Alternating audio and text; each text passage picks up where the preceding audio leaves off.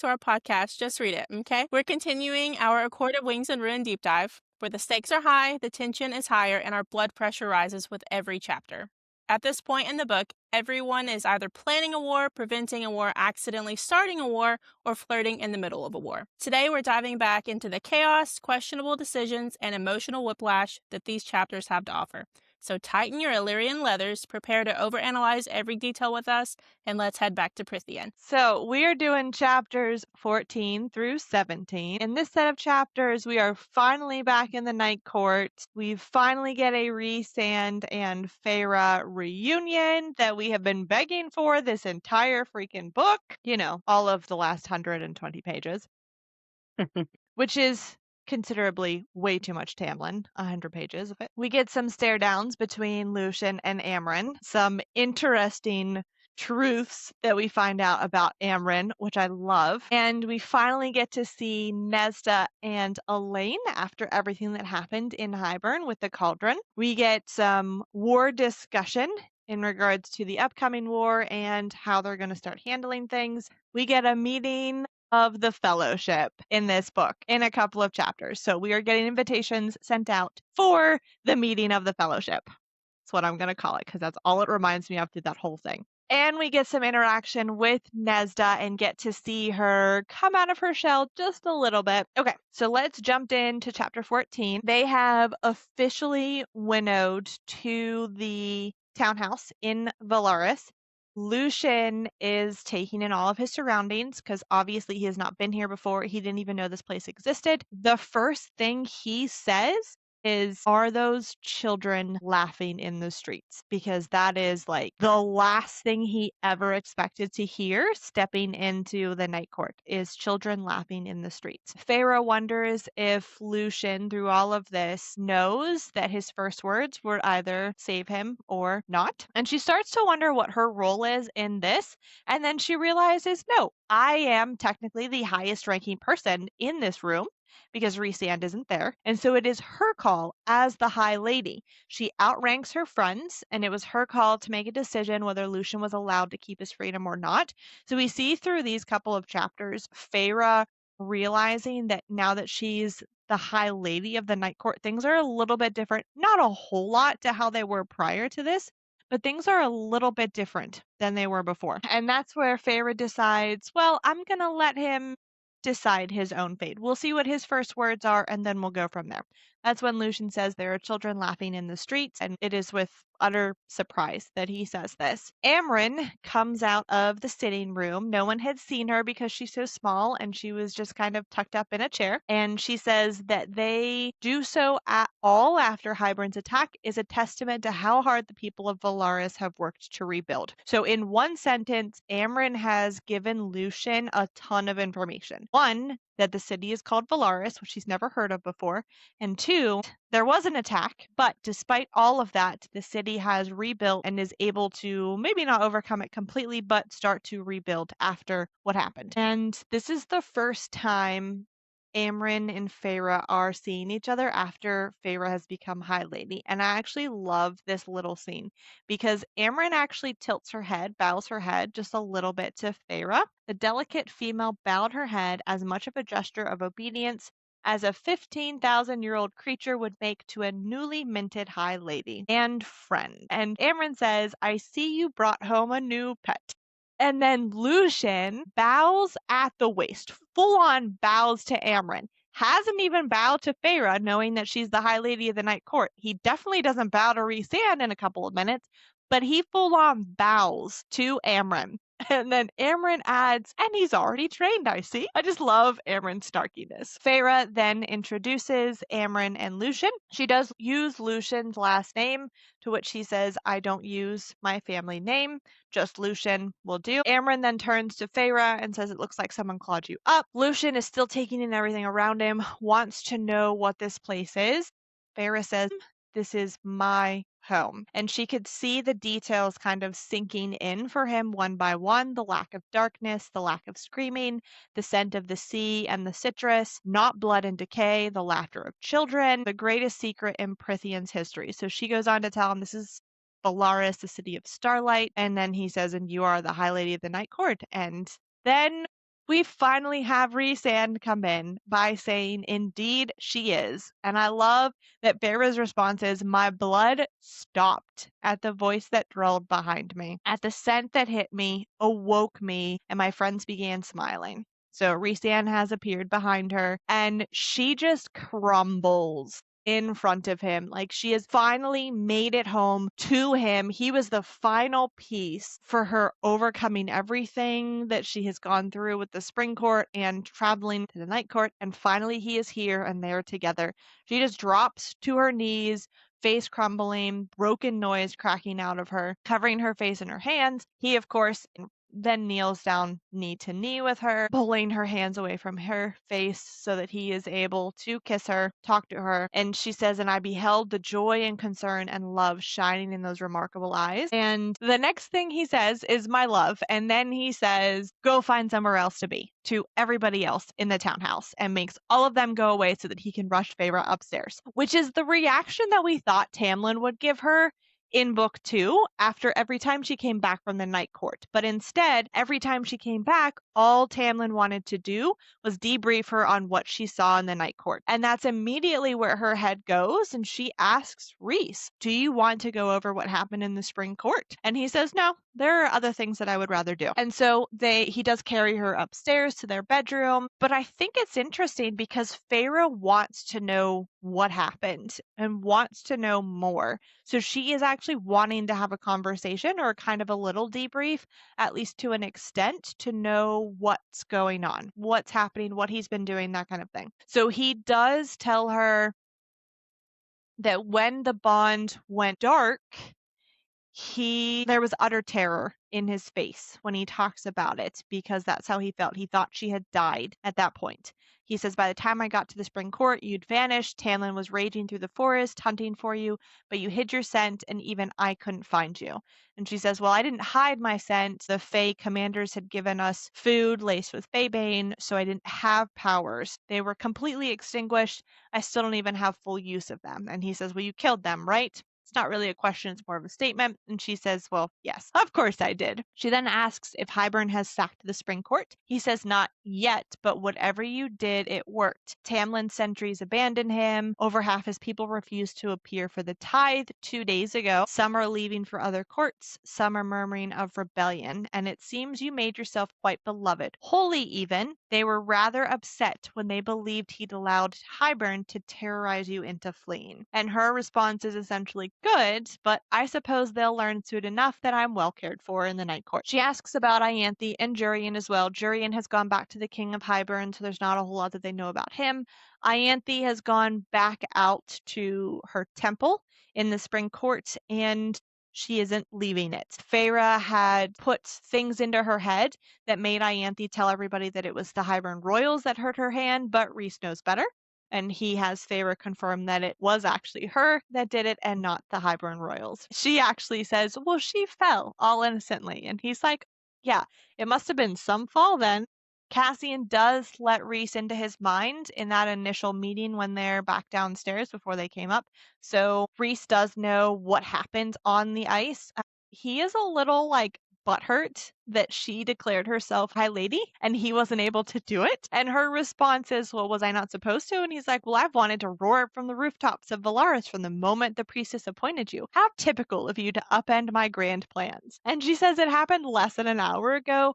I'm sure if you went to crow from every chimney right now, everyone would give you credit for breaking the news. And his response is, there she is. There's the woman that I love, the snarky one who's going to give it right back to me. Feyre then asks where her sisters are. Rhys tells her they're both up at the House of the Wind and offers to take her there because he will do whatever she needs. If she needs to go see her sisters now, he will take her. He would rather do other things and welcome her home in his own way.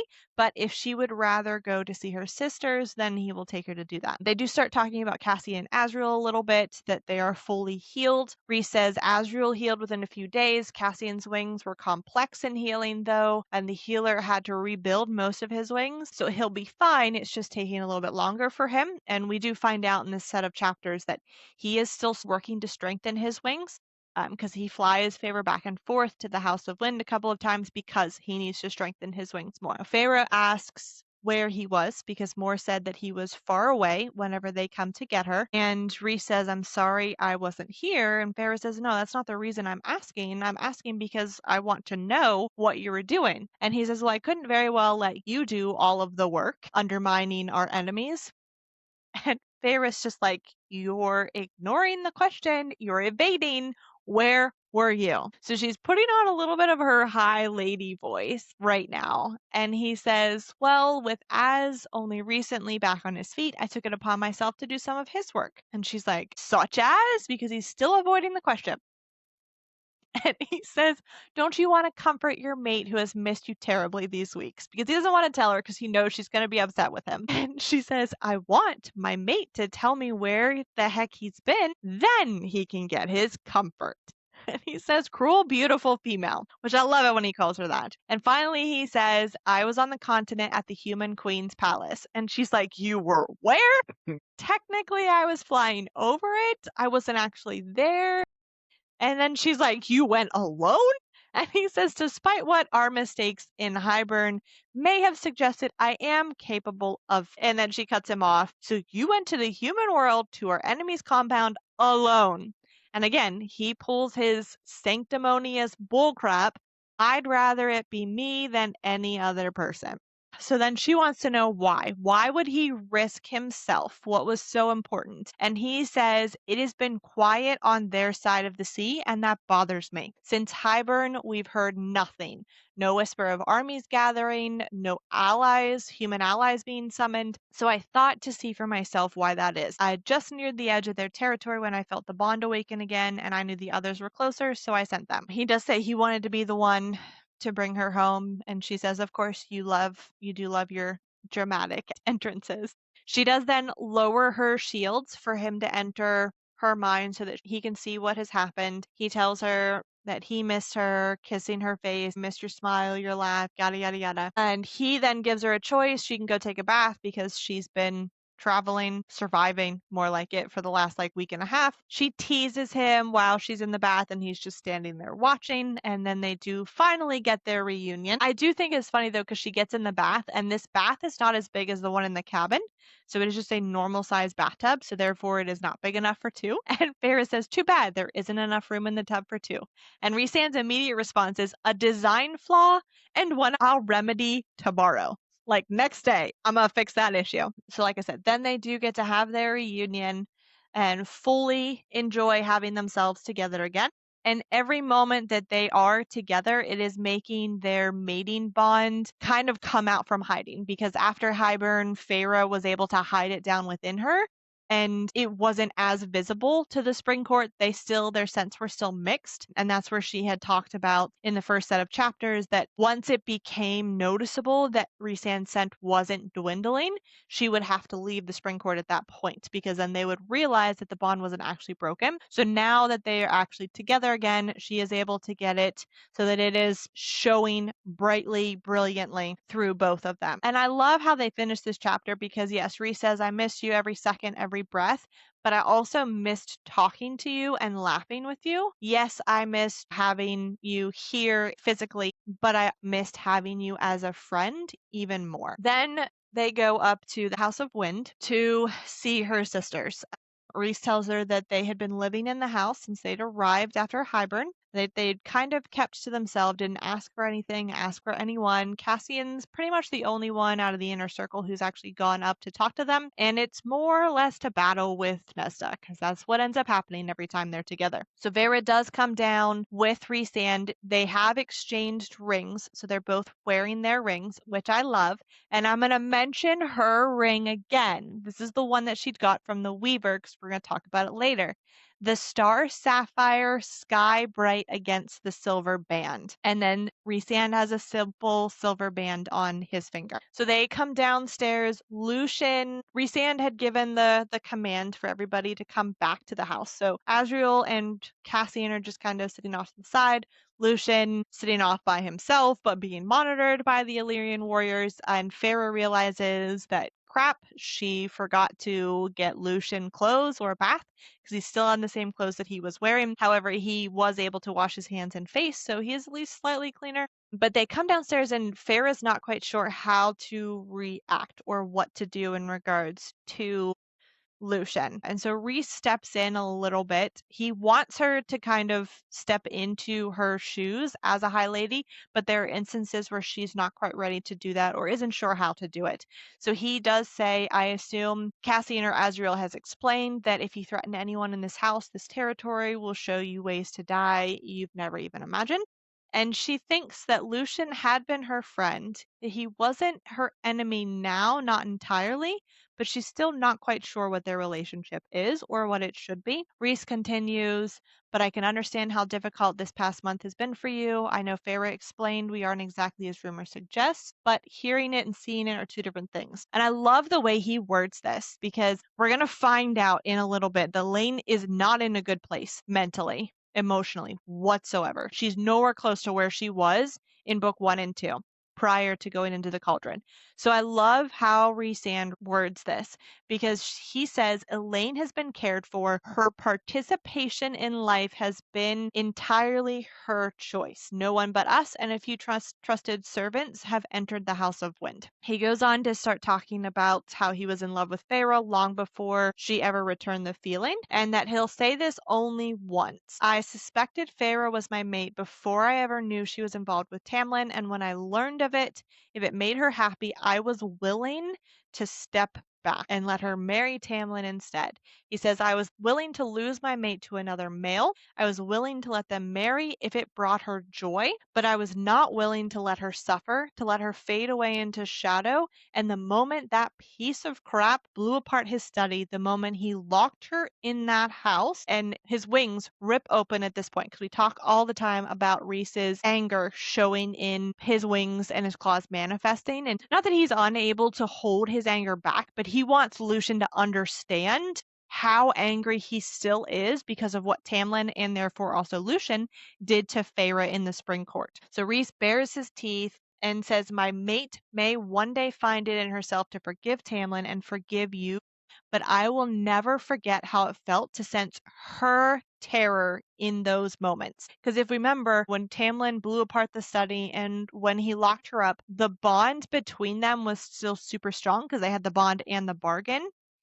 And Feyre wasn't necessarily great at keeping Rhysand out, at keeping that wall up just yet. So he was able to feel every emotion she was feeling in those instances. And so he could feel the extreme terror that she felt both of those times. Feyre does mention that Cassian and Azriel stalk closer at this point, and she wonders if Rhysand had ever told them about those two scenarios because she never had. And based on their reaction, from the fury rippling from Cassian and the cold rage seeping from Azriel, she doesn't think they knew about it until now, which their reactions are completely understandable. Lucian doesn't step back. He does hold his ground through all of this. Feyre does kind of see a painting in that moment, and she says she calls it the clever fox stares down winged death, which I love because he's staring down Feyre and Rhys and Cassian and Azriel. And Rhys says again, so I'll say this only once, Feyre did not dishonor or betray Tamlin. I revealed the mating bond months later. She gave me crap for it, don't worry. But now that you have found your mate in a similar situation, perhaps you will try to understand how it felt. And if you can't be bothered, then I hope you're wise enough to keep your mouth shut, because the next time you look at my mate with that disdain and disgust, I won't bother to explain it again. I'll just rip your throat out. Feyre says, it took me a moment to realize that that was a threat because of how easily he had said it. And Lucian at this point, again, realizes that his next words are either going to save him or destroy him when it comes to being in the Night Court. And he says, perhaps there is a longer story to be told. And then Rhys gives control of Lucian over to Feyre and lets her decide. So she says, I'm going up to the house to see my sisters. Would you like to come? And so Lucian kind of weighs her offer against having to stay with the three Illyrian males who are all glaring at him, and it was like, okay, yeah, that sounds like a better idea. And I love this part because they all go up on the roof and Azriel leaves. He books it. She's like, he left us. He took to the skies, murmuring that he had some pressing business. And then Cassian, of course, glares at him because now Cassian is the one who has to carry Lucian up to the House of Wind, which is arguably not as far as they had to travel when Asriel had to carry Lucian from the Winter Court to the border. But yeah, it's a little payback from Asriel to Cassian for that. They do go up to the House of Wind to see her sisters, but as they get up to the balcony, Feyre kind of hangs back to talk to Lucian a little bit more to explain. She's finally ready to explain to him more of what happened so that he has more of the story. She does tell Rhysand to go and wait inside through the mate bond, and his response is, so you won't have any witnesses when you push him off the railing, off the cliff. But he does go inside and gives Feyre a chance to talk to Lucian. And she starts by saying, Rhys saved my life on Calamai. And she starts right then at the very beginning, essentially, and tells him everything. She calls Rhys in every once in a while to, explain his own history. She mentions that he doesn't include all the heartfelt parts that had reduced her to tears, but he does give him enough information that Lucian is able to make the decision for himself and to better understand why she fell in love with him. Cassian does chime in on occasion as well, which I love because it's such a Cassian thing to do, because she says Cassian often chimed in with his own account of how it'd been to live with two mated yet unmated people, to pretend Rhys wasn't courting me, and to welcome me into their circle. So I love this little commentary as they're talking through it. And then she ends with them going to Hybern and the day that she goes back to the Spring Court. Lucian's response is, I've seen Rhysand do such horrible things, seen him play the Dark Prince over and over again, and then you're telling me all of that is a lie? A mask all to protect this place. If I wasn't standing here seeing it, touching it, I would have laughed in your face. I wouldn't have believed you. And he said, but even Dawn Court's cities are nothing as lovely as this. And he says, and you love him, and he truly loves you because he can see it between the two of them. Quick side note here. Have you noticed how often Dawn Court has been mentioned specifically in this book? We've talked about the seasonal courts, but they've brought up Dawn Court every passage of book or every passage of chapters we've read, if not twice, 3 times in every single chunk. So really every 4 chapters it's being mentioned. Dawn Court has been mentioned repeatedly. And we know that they have better relationships with Solar Court. She covered that. But I just find it interesting because they're bringing up her healing powers through Dawn Court. Lucian's friends in Dawn Court have been mentioned a couple times. And again, Lucian's additional tie to Dawn Court. So I think it's, yes, we get her power in relation to the Dawn Court as one mention, but I think most of the other mentions are around Lucian, because the Dawn Court, like you said, is where one of his close friends is located. Also, she's the one that created the metal eye for him. So we get multiple mentions of it in regards to that metal eye. And because he has ties outside of Spring and Autumn, I think Dawn Court is the only other court that he actually has a connection to or a tie to because of his friend in that court. I don't think we get a whole lot of extra information on her other than she is the one who is going to help them kind of overcome the Faebane right before they get to the war. She's one of the tinkerers that helps them come up with something to overcome it. But I agree, it is brought up a lot more. And I don't know that that's necessarily for a specific reason. I think it's just because he has a connection with that court that we're seeing it more Sarah often. was just priming and getting ready for its prevalent later on. Yeah. Because and I didn't think about it being mostly from his perspective either. But yeah, that makes sense. I think because Amren brings up his eye, and that's one instance where we talk about his friend in the Dawn Court who created it, that it was such intricate work. But yeah, I want to say it's most of the time it's in regards to Lucian and his eye. Gotcha. Okay. And I couldn't remember if at the summit going forward, the fellowship meeting, I couldn't remember, and I know we'll get into it next episode, but I couldn't remember if we get more focus, because I know we get a little bit of an overview on everyone's personality, the whole dust up right when they get there type of thing. But I couldn't remember if Dawn Court had a specific mention because, again, you don't remember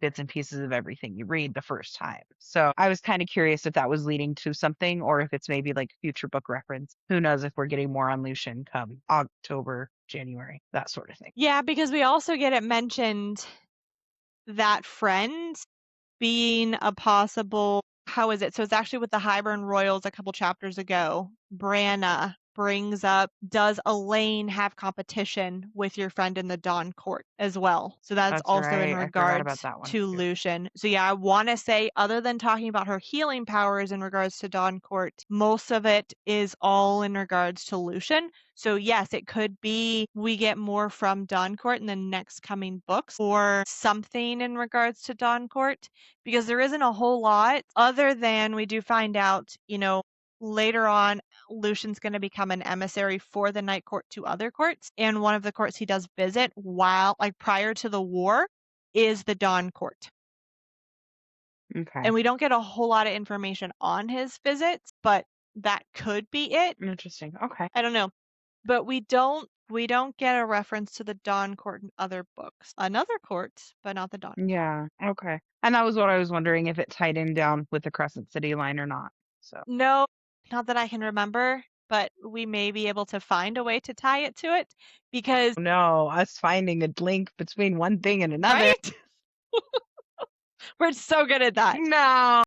But also, the Dawn Court is one of the few courts that's actually taken magic and combined it with science, is the way I'm going to describe it. Because in Throne of Glass and ACOWAR, we don't have a whole lot of science and technology in correlation with magic. You get it a little bit in regards to the electricity and the plumbing in Throne of Glass. That's like the only thing that's been upgraded. In ACOWAR, we don't really get that information as far as the electricity or plumbing. In fact, most of the lights that are mentioned throughout ACOWAR are fey lights. They're not actual electricity. And with the bathtubs too, I don't think I've heard references to plumbing. Right. No, so it's all much as magic. just the tubs filling. It's all magic. Yeah, Exactly. exactly. It's all magic. So, It's either the magic of the person, the magic of the place, or the house that is filling the bathtub. And so we don't know, because we're in Feyre's point of view, if that's everywhere, because we've seen it in the cabin, in the townhouse, and we get a little bit of that, not in regards to a bathtub in the House of Wind, but in regards to how it keeps Nesda alive and keep the fire going in Nesda's book. So we know it's in those 3 houses of the High Lord, as well as in the house above the hewn city, the palace on the mountain. Outside of that, she really isn't in any other homes in anything where she actually discusses the plumbing. In the Spring Court, she does mention flushing the toilet after she throws up, but that's the extent of it. So I'm going to assume there's plumbing in the ACOWAR world like there is in the Throne of Glass world. It's just not explicitly discussed. Whereas in the Dawn Court, it talks about, Lucian has already talked about with his eye, the tinkering that they have done to combine magic with science and or technology. Whereas when we make it to Crescent City, that is like straight Crescent City, is science and or magic and technology through all of it. I mean, skyscrapers, cell phones, cameras, all of that. So like current real world stuff in Crescent City with magic. So I don't know if you could kind of take it that way and say Dawn Court has that kind of connection with Crescent City because they've combined technology and magic. That'd be the only thing I can think of at this time. So we'll table that for a later discussion. Sounds like hey, building blocks of a new theory for us. Right? Yeah. Exactly. Oh no, another theory. Lucian's response to Feyre telling her all of this. He's in shock, realizing that Feyre loves Rhysand. Rhysand truly loves her. And he says that all of these people I have spent my centuries hating and even fearing, they're your family. Like, they're not just friends or companions. They're actually family, which is not how the court in the Spring Court actually works. They're not a family. There is ranking, and they stick to the ranking in the Spring Court. Complete opposite in the Night Court. And Feyre's response to him calling them a family is like, well, I'm not sure Feyre or Amren would agree. She'd probably deny she feels any affection for us. But Lucian cuts her off and says Amren is a bedtime story that we tell younglings to make them behave, which I think is crazy interesting that the Spring Court, the Autumn Court, because that's where he's from, Think of Amryn as this crazy monster that will drink your blood and carry you to hell if you acted out of line. And then he goes on to say, and yet there she was, acting more like a cranky old aunt than anything. So it's nuts to see the different perspectives of one character from one court to the next. Feyre then, of course, says, we don't enforce protocol and rank here. And Lucien is just like, well, obviously, Rhys lives in a townhouse by the cauldron because Lucien swears to the cauldron all the time. And then he goes to say, I hadn't realized I was a villain in your narrative. And Feyre says, you weren't. Tamlin was, but you weren't.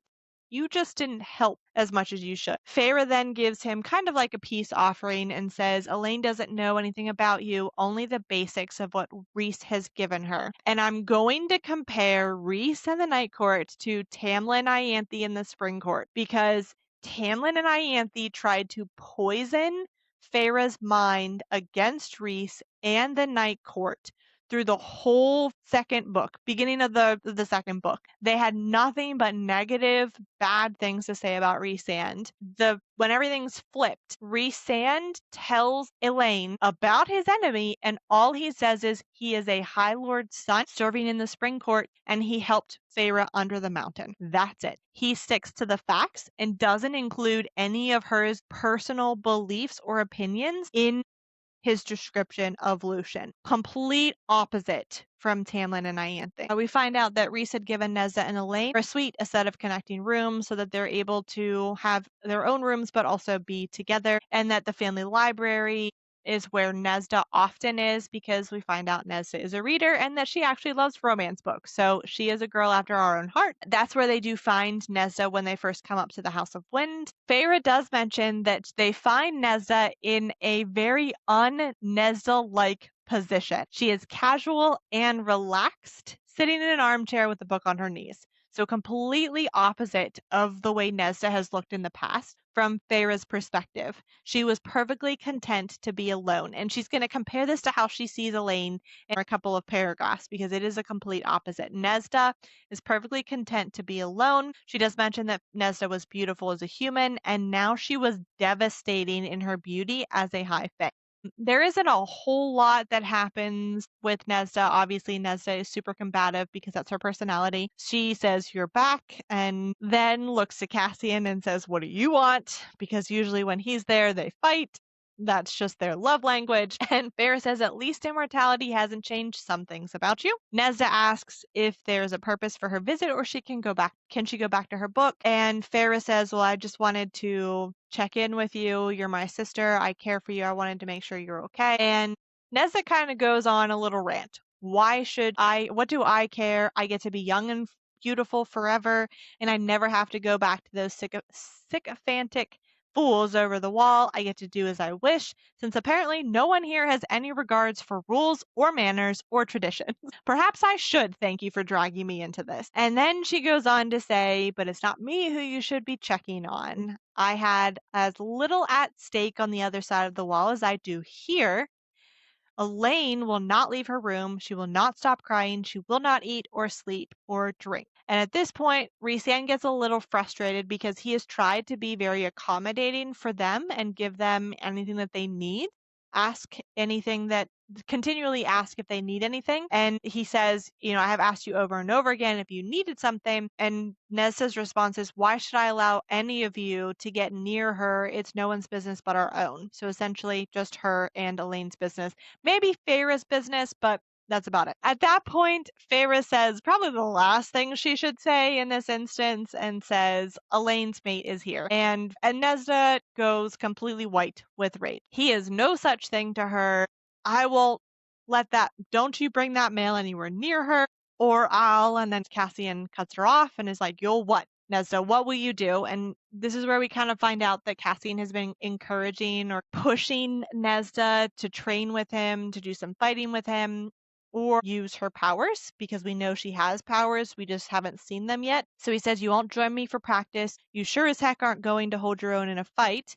You won't talk about your powers, so you certainly aren't going to be able to wield them. So what will you actually do? And she says, you shut your mouth and you stay the heck away from me. Feyre does step in between their little bickering session and says if Elaine is not up to it, then she won't see him, but I'm going to give her the choice to see him because I'm going to ask for him. And if Elaine says no, then that's it. So Nesda essentially turns away and says, I don't care, do what you want. So it is both a punch to the gut to Feyre because Nesda isn't caring, but it's also Nesda's way of saying that she at least knows Elaine is protected by Feyre and she's willing to give on that in that regard. So then they go to see Elaine and Feyre mentions that where Nesda had been in contented silence before we'd found her, Elaine was hollow, empty. She did not look, speak, or even flinch as they entered. She is very thin. She's still wearing her iron engagement ring, and she thinks to herself that Nesda's rage was better than this shell, this void.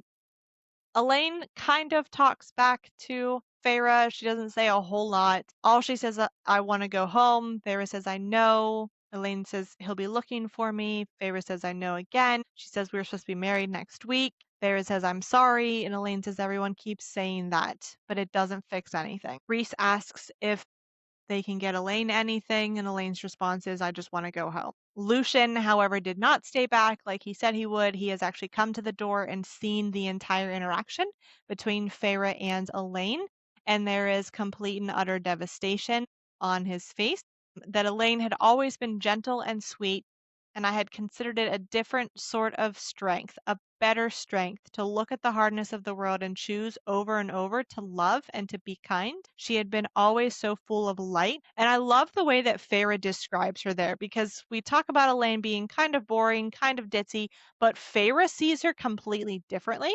She sees her gentle and sweetness as a sort of strength that she can see how hard the world is and still love and still be kind to others, and that perhaps Elaine kept all of the curtains open because now there wasn't light inside of her, but a void, and she was trying to keep the darkness at bay. So Lucian gets taken to his own suite. Rhysand does offer to clothe and house him. Lucian wants to know, is there a price to this? Is there a cost? And Rhys says, well, no, I know you don't have any money, so don't worry about it. You're a High Lord's son. It would be bad manners not to house and clothe you in your time of need. To which Lucian bristles a little bit because Rhys is baiting him, and that's exactly what Feyre sends down the bond to Rhys to say, stop baiting him. And then Feyre says they're going to come back for dinner. You can rest, bathe, get anything you need, pull on that rope, and someone will come. And Lucian stiffens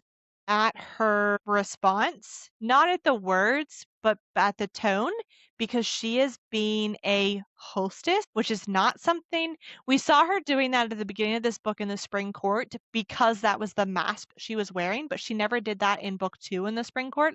And now she is being a true hostess in the Night Court. He asks, what about Elaine? Feyre says, until I know what to do with her and Nesda, you're going to stay out of their way. You can go down to the city. You just have to take the stairs to get there. Everything is guarded and warded, so please don't do anything stupid. And he says, so I am a prisoner? And she says, no, but understand that while you may be her mate, Elaine is my sister, and I'll do what I must to protect her from further harm. She does tell him you're free to wander the city as you wish if you feel like braving the stairs, but Rhysand tells her, you can't take either sister. You cannot enter their floor. If you require a book from the library, you have to ask someone for it. If you wish to speak to them, you ask a servant. They'll come ask us, and then we'll say whether you can or not. And if you disregard any of these rules, I'll lock you up in a room with Amren. So, like, Lucian's worst scenario right now is having to deal with Amren. And then Cassian, Rhys, and Feyre fly to Amren's loft, which is where Azriel and Mor are with Amren. Amren is flipping through a tome. I imagine her just, like, laying on a carpet with, like, her feet up, and she's just, like, bobbing her head, just doing what she needs to do, reading through this book. And Azriel and Mor are seated on the carpet, like in the corner, as if they were scolded children, which I love the description. And then Amren's response, I love that Amren never says hello to anybody. She always has a comment to start out her interaction with whoever gets there. But she says you should kill Baron and his sons and set up the handsome one as High Lord of the Autumn. It will make life easier. She just cracks me up. And Reese is like, okay, I'll take that into consideration, Amren. They do kind of joke around a little bit that it's a terrible idea to leave Lucian up at the House of Wind with both sisters. Cassian says, I give him an hour before he tries to see Elaine. Moore says, I give him 30 minutes. And Farah chimes in and says, I guarantee Nesda is now guarding Elaine. And I think she might kill him if he tries to touch her. So we should be good. And Cassian's response is not without training, she won't. And Feyre realizes through this chapter and the next that Cassian is really struggling with the fact that he couldn't protect Nesta and Elaine from going into the cauldron. He was on his deathbed, mostly unconscious for the entire thing. And we talked about that at the end of book 2, that even when Nesda was screaming or fighting, his body was twitching towards her. So there is some sort of bond between the two of them. And so it is extreme guilt that he is dealing with now because he wasn't able to protect Nesda, but even more because he wasn't able to protect Elaine. And now Nesda blames him for what happened to Elaine. And he and Faye are going to talk about it in a minute, that he doesn't think Nesda is ever going to forgive him for letting it happen to Elaine. So we've realized kind of through this whole scene that Azriel, Moore, and Amren are trying to engage with Cassian so that he doesn't fall within that guilt too much. I love that Cassian, when they're going through this, gives Nesta a break. I can't blame her. She was violated. Her body stopped belonging wholly to her. I feel I like that agree. is partly foreshadowing for Nesta's book, but I feel like it's also such a deep understanding that we get the goofy Cassian. We get the Cassian so proud of who Feyre's become and the family, the brother, but seeing him as someone that has that deeper understanding of emotional distress and understands, hey, I've tried to get her to train. I tried to get her to train. Something we see being a continued path for them. I Yes.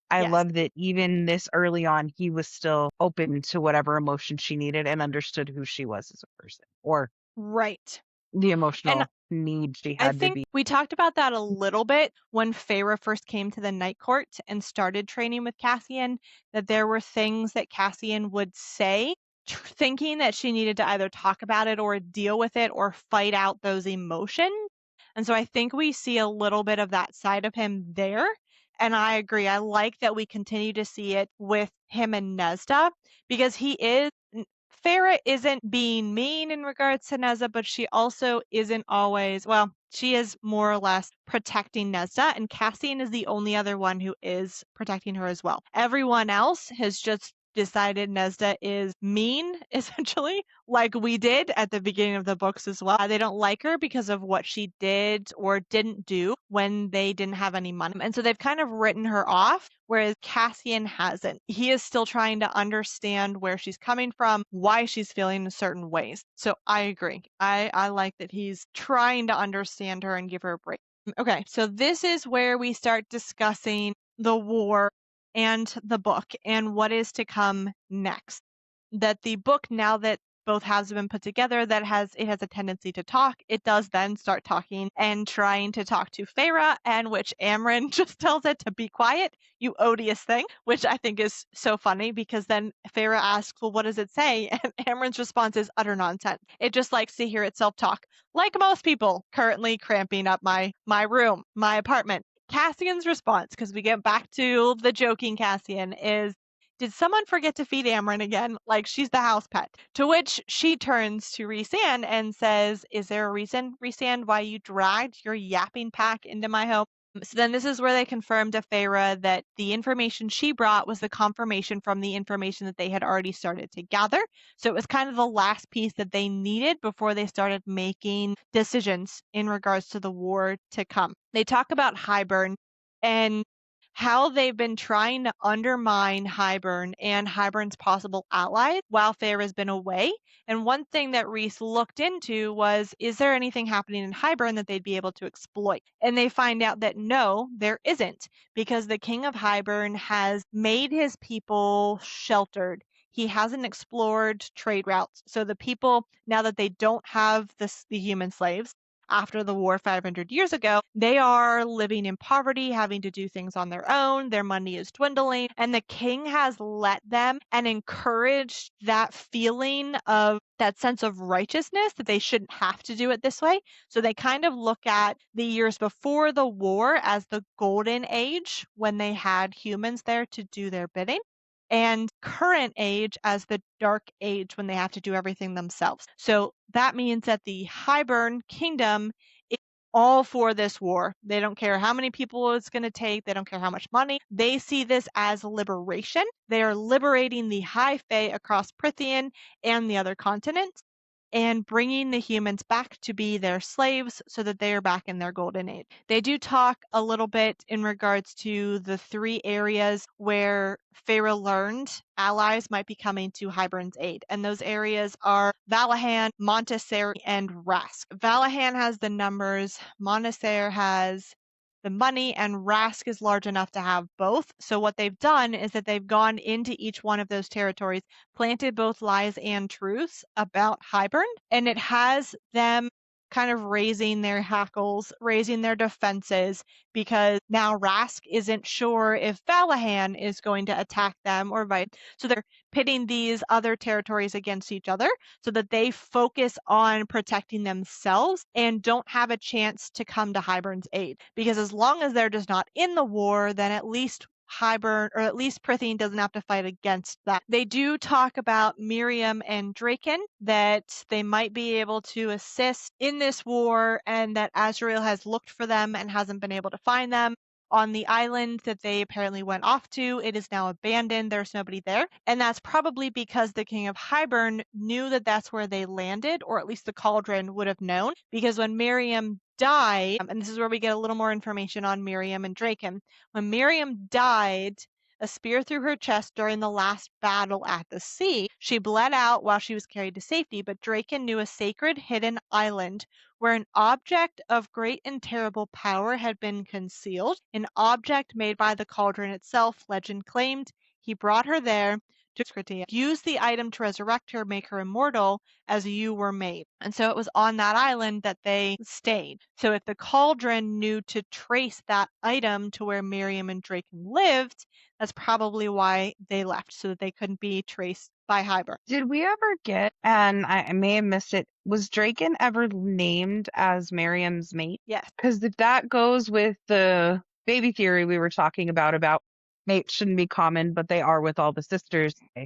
But we were talking about how a lot of people have, well, how do they all have mates? How do they all have mates? Well, they're all made. That's different than what fate would have destined initially, because you're changing the course of fate if you're creating something out of general existence. So good point. maybe when they're made to give, like Reese with the power, how it was described to her, someone with that much power needed someone to match his power. Maybe the made individuals have mates for that reason. They're people that would never have found a mate, or possibly one that could have held up to their need in a partner politically Yes. or love wise down the line. I don't know. Just a Yes. thought when we were reading that came to mind, because I know there's a lot that's been out there about why do all 3 sisters have mates? Why have they all been named, type of a thing. So Yes. just a thought. I don't know. I want to say Reese has described them as Draken and his mate, Miriam. We haven't gotten the full story of them. We're going to get that later on when they talk about Feyre having wings and learning to fly, that kind of thing. But they are mates, and they actually get married, and they officialize their mate bond the night Jurian kills Clithia. Okay. But yes, they are mates. So that is an interesting point, that Miriam is made, but no, because they would have been mates prior to her dying and becoming mates. Okay. Because Well, this is before Miriam dies. So Okay, it doesn't that takes fit that in thought then. quite as well with your theory, Dang it. but we'll table a it for thought. now, because let's kind of tally up how many mates we actually get to see, because some Okay. of the high lords and ladies are mates, some of them aren't.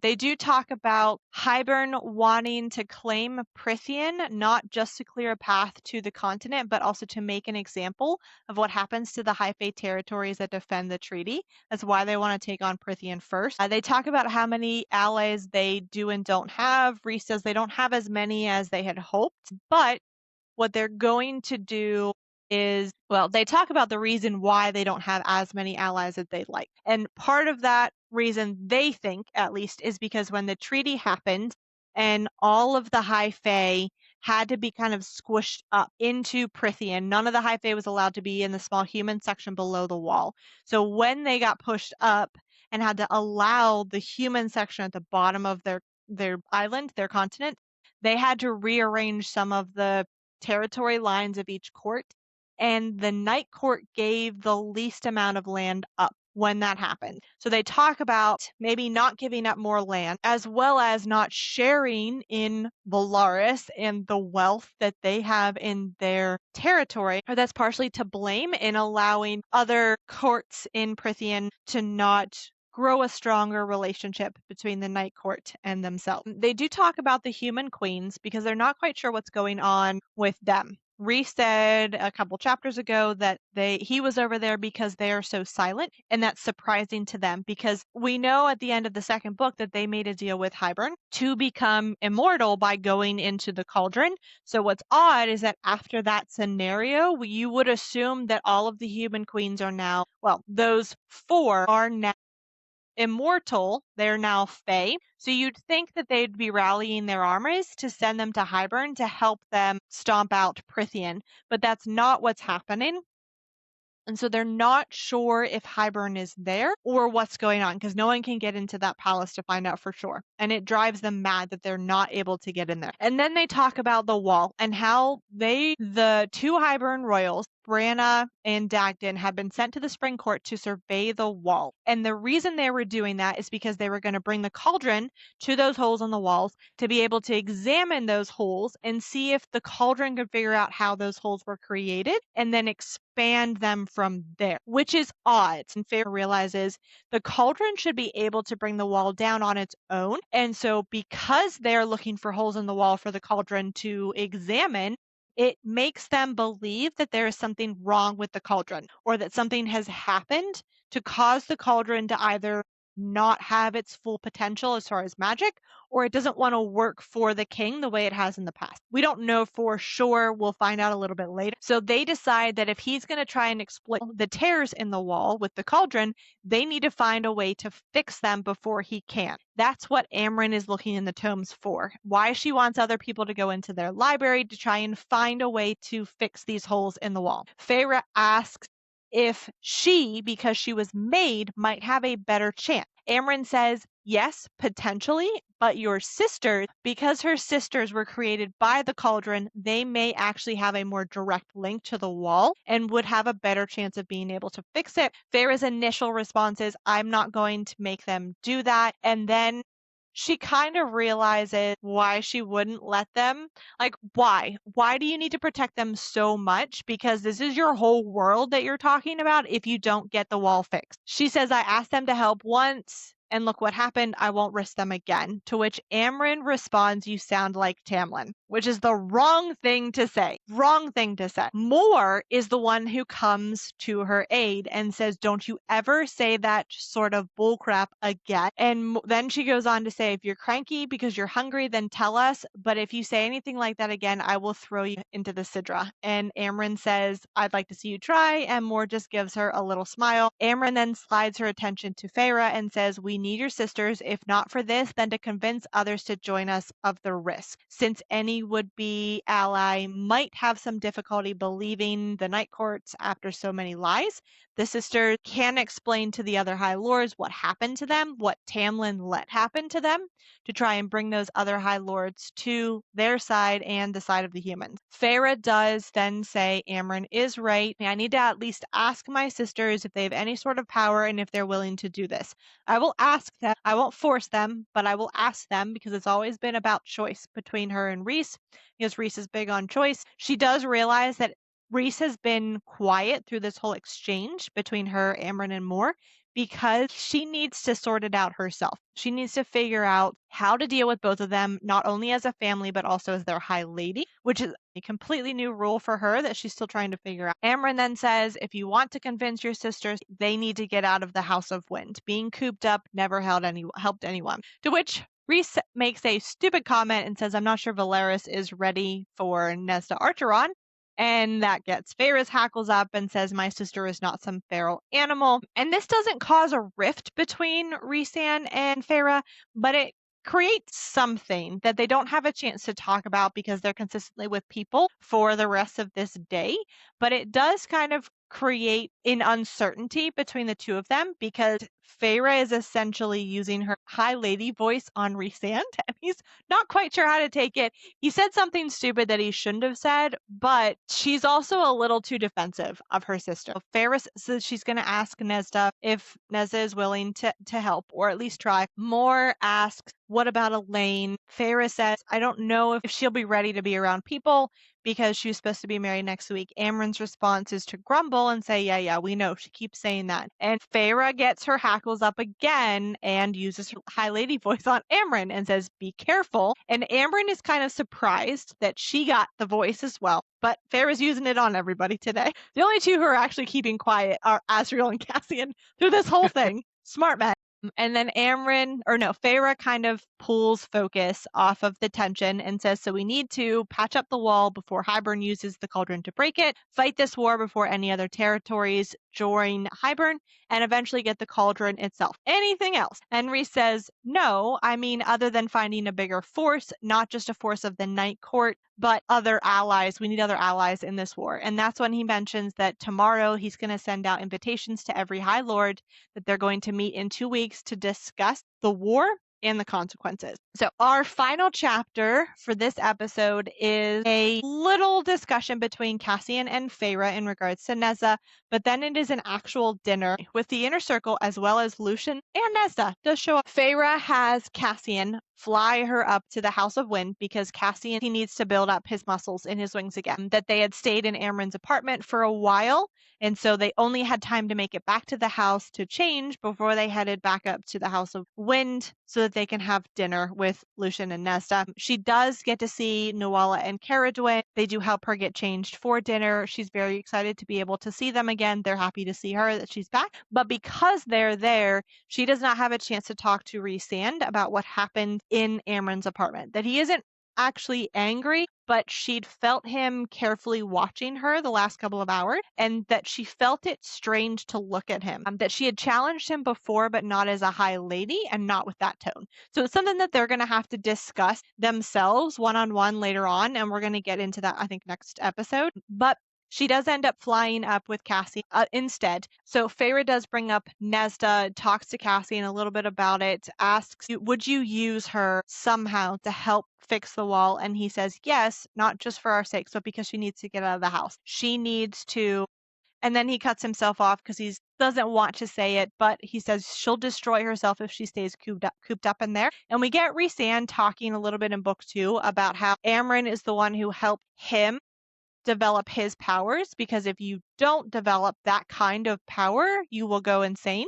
And Cassian is kind of hinting at that with Nesda as well. And Feyre goes on to ask, did you feel, she doesn't know how to word it, so she starts the sentence multiple times, ends up saying, the day she changed, I felt something different. It was like everything she was, that steel and fire, it became magnified, almost cataclysmic, looking at a house cat and suddenly finding a panther in its stead. And Cassian says, I will never forget those moments for as long as I live. Feyre asks if he has seen any glimpse of it since, and he says no, but I can feel it sometimes, usually when she's pissed off at me, which is most of the time, but he can feel it under her skin. And Feyre asks why she's always pissed off at Cassian, and Cassian says, I don't think Nesda ever forgave me or will ever forgive me for what happened in Hybern, not just to her, but mostly to Elaine, because he made her a promise, and when it mattered, he didn't keep it. And I love this line, because then Feyre asks Cassian, why do you bother? And his response is, because I can't stay away, which is exactly what Rhys told Feyre before she knew they were mated.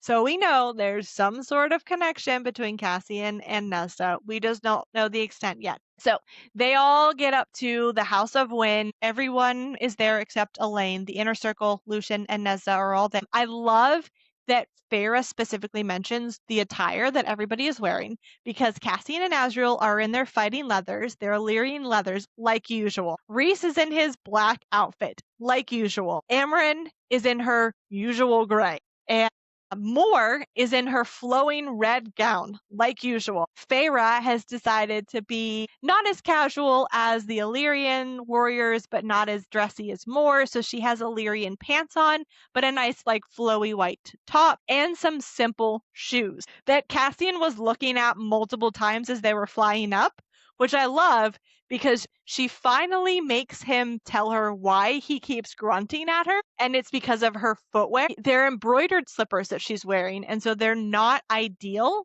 for any sort of fighting, running, anything along those lines. And she asks him about it, and his response is, I've lived with Moore for 500 years. I've learned the hard way not to question shoe choices. Smart man. However around. stupid they may be. So your foot choice is stupid, but I'm not going to question you because I know better. So I think it's really funny because Farah points out that everybody is in their usual attire and Lucian is dressed up. He is the epitome of a High Lord's son in his attire because Lucian is used to dressing up in the spring court, probably in the autumn court as well. And his response is, what is the dress code? And Farah is just like, it's whatever you want, whatever you feel like wearing. And that's just kind of surprises him. And Farah says, honestly, you'll get used to it. It made me uncomfortable at first too. And Rhysand's like, yeah, I know it did. It was pretty funny. And Farah mentions that she can tell with Lucian that she doesn't have to convince him anymore. And he even comes out and says it as if he can sense her thought. You don't need to waste your time convincing me. I get it. I get that we were not what you wanted or needed, how small and isolated our home must have been for you once you saw all this. And then Nesda walks in, and we talk about Rhysand clothing Farah in these incredible dresses and outfits, and now we have him clothing Nesda as well, which cracks me up because we get Moore's annoyance that he won't tell her who is making these dresses. It's most likely Rhysand. Like, he's probably just coming up with it himself and using magic to create it. Let's be honest. But I love that we get this. So Nesda walks in and she is devastating in how gorgeous she is as a High Fae. She's wearing a long sleeve dark blue gown that clung to her curves before falling gracefully to the ground in a spill of fabric. And she mentions that Cassian looked like someone had punched him in the gut when Nesda walks in. And Moore's like, ugh, he gets all the credit for all of the clothes because he won't tell me where he gets them, and I've begged him. Rude. And Nesda is starting to walk towards Farah, not sure if that's a good thing or a bad thing for whatever she's going to say next. So Moore kind of steps in and says, oh my gosh, I love your dress. Where'd you get it? You know, has one of those girl moments.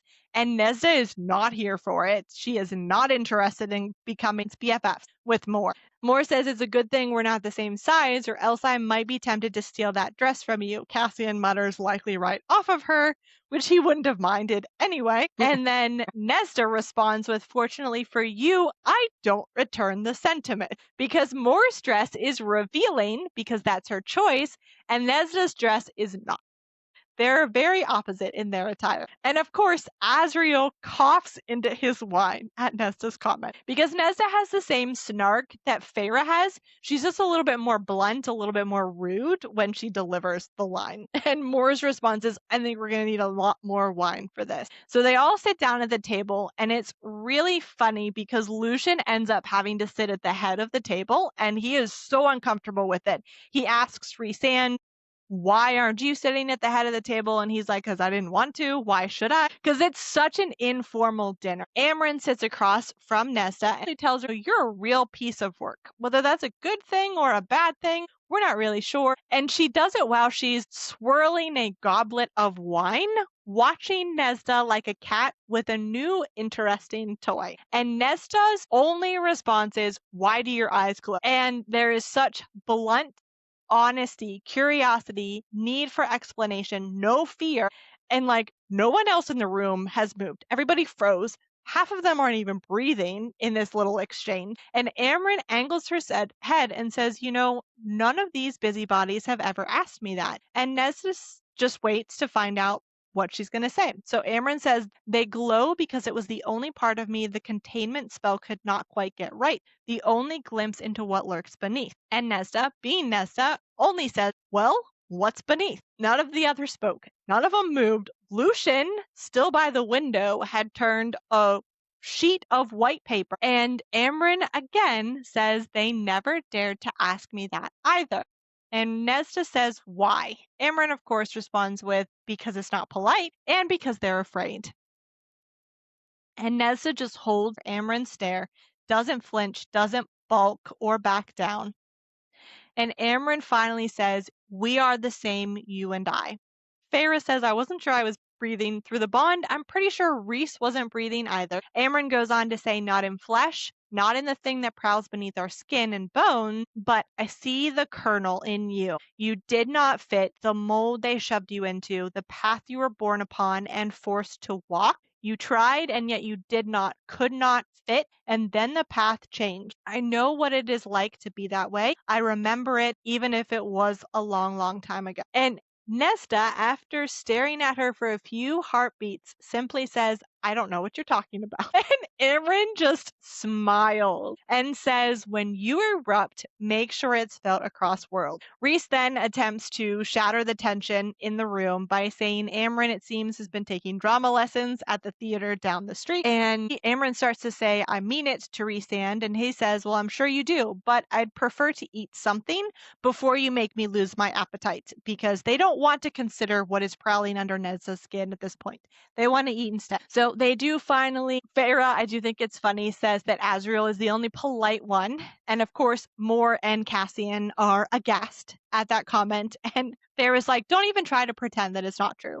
And Mor's like, well, of course it is, but you don't need to make us sound like we're such heathen. And then Nesda does turn to Feyre and say, I understand what you meant about the food. When they were, before Nesda became a Fae, when Feyre first went back to the human realms for them to talk to Nesda and Elaine about using the house as a meeting spot to meet the human queens, they have a dinner and Feyre struggles to eat the food because it tastes like ash. Finally, Nesda understands why that was the case and what she meant when she said the food in Prythian is just different. Rhys then starts to talk about the invitations that are going to go out to all the High Lords, because Amren mentions that he should not take Mor and Cassian with him because they argue and bicker too much. And Rhys says he'll consider it because he's not sure who is going. So then he turns to Lucian and says, you're going to find out soon enough, but invitations go out tomorrow to all the High Lords, asking them to gather to discuss the war. And Lucian's response is all of them. And Feyre doesn't know if he means Tamlin or his father, but Rhys nods yes, nonetheless. And Lucian asks, can I offer my unsolicited advice? And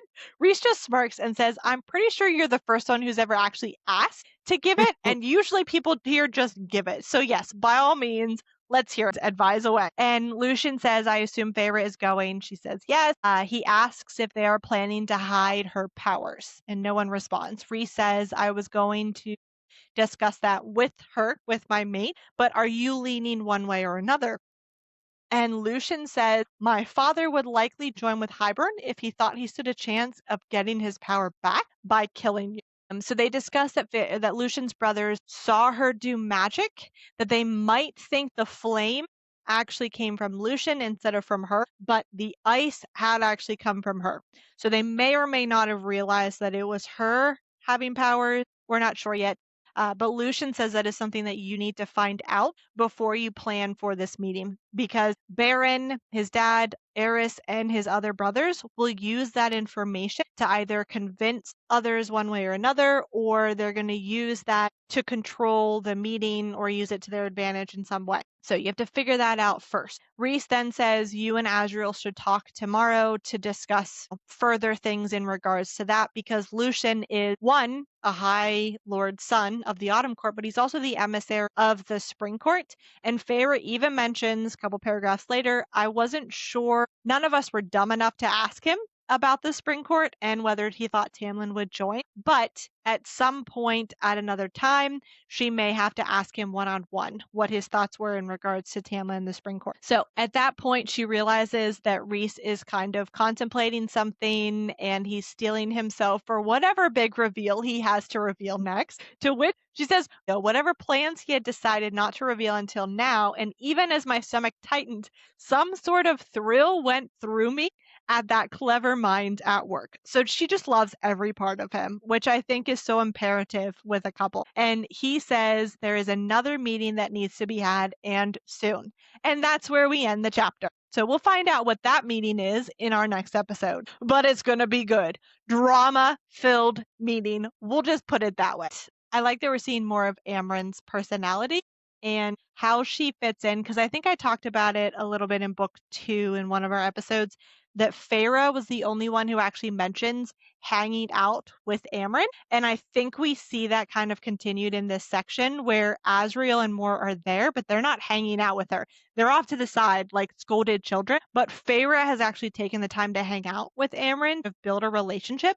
And I think that's a good thing because it helps her relationship as the High Lady with Amren now. So I'm interested to see how that continues to play out between them. I like Amren. I don't know whether she's good or bad yet. I don't know even at the end of this book if we know if she's good or bad, but I still like her. I think there are some fan theories that are very interesting that we can't discuss until we make it through Crescent City. And that wraps up this week's journey through the chaos that is A Court of Wings and Ruin. Chapters 14 through 17. 7. We've survived more war councils, more emotional damage, and somehow even more reasons to question everyone's decision-making skills. As always, we'd love to hear your thoughts on these chapters, your favorite moments, and which character you were yelling at the most. Next time, we'll be diving back into Prythian for even more battles, betrayals, and probably a few moments that will leave us emotionally unwell. Until then, keep your siphons charged, your alliances strong, and your blood pressure as low as possible. Thanks for listening, and we'll see you in the next episode.